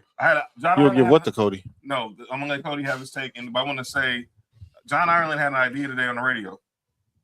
If you have 10 bad seasons as a franchise, you should be forced to forfeit your franchise. Yes. You should not go. You should not be able to own a team for a decade and just hemorrhage money off of them. If you were any other line of business and your business was this bad for this long, you would have had to bankrupt. Pretty much. Go ahead, Cody. I'm just saying, like, this is levels of the movie Major League bad. Wow. Like that's how bad this is. This, and no shade to the Angels whatsoever, but like I just feel like that this team is shit. They have one of the worst winning percentages of all time. And it's only gotten worse statistically in the past 2 decades since they won a World Series, and have had, like what Nick just said, you've had some of the greatest players to ever lace up a pair of cleats play for your organization. I've always thought Mike Trout was overvalued, but that's just me. But Ohtani, I ain't got no arguments for that. And then got players like I just said, like Vladdy, and you got players like the guy I think's the best Angel of all time, Garrett Anderson, and you got Jim Edmonds, a guy that I loved watching when I watched Cardinals baseball. So guys like that, like it just Jared Weaver, like just fucking dudes, and y'all suck. Like it, like and look at the idiots he gave money to. It just get Tim Salmon, John Lackey, Torrey Hunter. I just can name a shit ton of Angels players that played for them, and I just felt like that it was just like, why are you not better than what you are when the American League West at times was very bad? Was down. Before the Astros got there, when the Astros were still in the National League Central, the AL West was ass. No, Seattle wasn't very good. Y'all were okay. You got the A's been bad. The A's have just been terrible for decades, for a long, long time. And like that's just it just makes no sense. It just makes no sense. Bad. Yeah, Rangers were mediocre. I mean, they kind of ran it in the middle of the 2000s, but they were one of those teams that had a really good roster that couldn't do shit with it, and they go to the playoff, to this World Series, and get beat. So I'm just saying, I think it's stupid. I really do. I like that what you just said, John, where if you have a bunch of bad seasons like in a row, that you should come under fire at least as an owner and be like, hey, this is what we need to do. I mean, I don't know. Sub 500 is just terrible as a sports organization at all. Like under 500 in the 82 game season is just terrible. All right, Mark, you got anybody calling out names? Stephen A. Smith. For a couple of nights ago, LeBron crossed 43,000 points, right? Oh shit! I think Wemby had a good game. Cade Cunningham had that great game. You know what Stephen A. Smith was talking about? What? LeBron dressing. Can I clean that up? Because I know where he went. That didn't start with Stephen A. That started with Pat Riley. Cool. With everything that's going on. We got a fight? With everything that's going on, I don't think the NBA dressing should even be talking about. Like, we had 4 or 5 different topics where you can get at least a good 10 to 15 minutes out of each one of those topics, especially with the panel members on there. Mm-hmm. And Stephen A. Smith was talking about how he used to come into games and he blaming LeBron. This is blame LeBron era. He didn't blame it on LeBron. I watched the segment. Oh, okay. He didn't blame it on LeBron. But it started with Pat Riley basically criticizing coaches post the pandemic for not going back to suits and still wearing their practice clothes in the games. Me personally, I don't care. Nobody's forcing coaches to still wear the team jackets in their warm-ups. Because Ty Lue said it. I got suits in my closet I still ain't wore. You can wear them if you want to. But Pat Riley need to understand this also the same way with Stephen A. Times are different. David Stern's not here anymore. Because the dress code was brought in by David Stern as a overreaction to what happened at the Mountains. Because 30 seconds Iverson. Well, that too, but AI ended up being the poster boy for it. But let's be clear, it was go ahead. I think NBA coaches should wear the uniform like MLB players, coaches. Yep. Can you imagine like Steve Kerr in the full Warriors uniform? I don't want to see Steve Kerr wearing no NBA uniform. Put the jersey on. Like more excitement. Man, dog. Hey.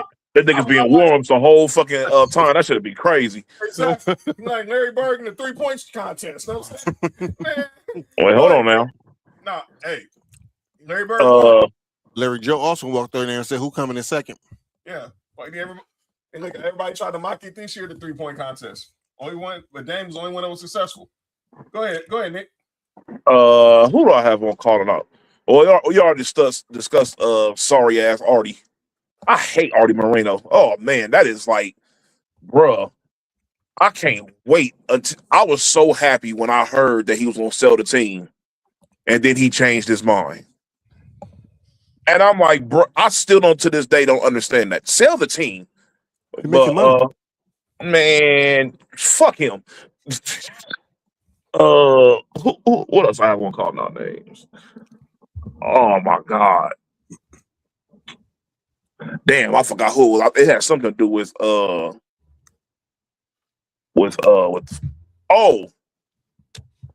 have the media on calling our names in general.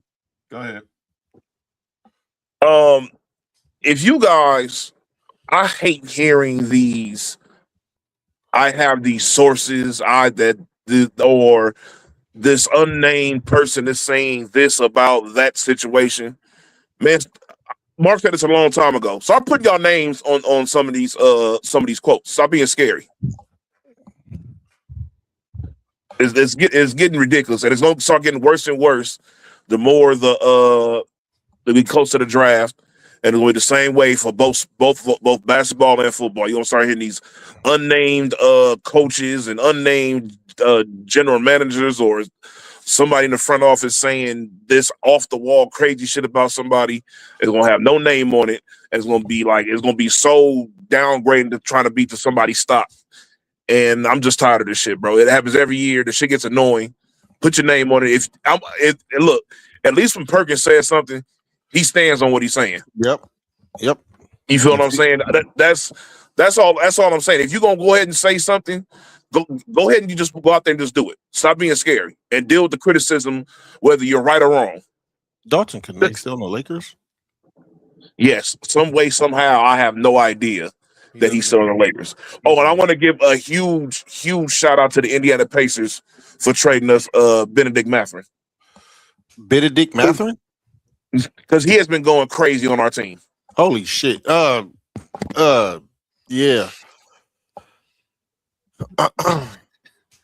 Welcome back to chaos.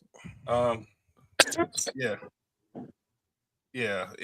Ben Mathurin is balling for y'all, dog. I love Zubats, man. But look, that looks like a good trade. It looks like a really good trade. Hey, man. You gotta bring somebody young up over there, man. We were in a predicament where we couldn't get any youth on our team. We didn't have no draft picks because of the fucking Paul George trade. And you can only get so many second rounders. That's hopefully they eventually do something and they don't. So it's like, you gotta you got to make moves against some of these young guys. You know, we got lucky that he was in a predicament where it's the same thing with Kuminga going up over there to Atlanta. And Kuminga dropped like 25 tonight in his first game with Atlanta. Damn, so you turn over there, Orlando start going crazy. Go figure. All right, Coach, you got anybody for calling our names before we get up out of here? I do not. Other than the fact that the media, like you said, just stop talking shit. All right. Exactly. So we're going to get up out of here. We'll be back on Friday, talk some more NBA. First day of the Combine is Thursday. Any news or updates out of there, we'll definitely bring them to you on Friday. Bring them out. With me and Mark. Stay tuned. I might have an announcement about Sunday Night Lights Hoops Edition. Oh, shit. But we'll see when it's a certain game that's going to be on the schedule in a couple weeks that I might want to do a watch along for, but we'll see how the schedule permits, how Daddy Daughter Day goes. So to let you know about that. But Sam, you know, you too, brother. Wherever you're going through, you know, we're here for you. We'll see y'all Friday. Check me out tomorrow. Me and Trail Sports4U Wrestling. Check out rest of the CCN crew. Obviously, Humble Roses is on hiatus right now. Check out Marks with Mikes. Check out Main Event Mamas. Check out the Mimi Morning Show. Check out Best in the World with Trail and Dale on Thursday. But check us out. Shout out to Uncle Allen. And if you know, congratulations to the great AJ Styles. You know what I'm saying? And good. So check us out Friday for Sports4U, and then Saturday Sports4U Wrestling, the Elimination Chamber watch along. Subscribe, YouTube, follow us on X, Instagram, and TikTok, and Facebook at Sports4U Podcast. And we will see y'all on Friday. This has been Sports4U. I'm John. That's Mark. Yep. That's Nick Freeze. That's Cody. And we'll see y'all Friday. Peace out, everybody. For you, from the coast to you, 3 LA minds talking what we do. From the streets to the stats, from the bar to the chat. Sports4U. Yeah, we run it like that. Hit that link, lock that feed, John. Nick, all that you need. Sports4U. Every day, new seed. From LA roots to the whole world's league.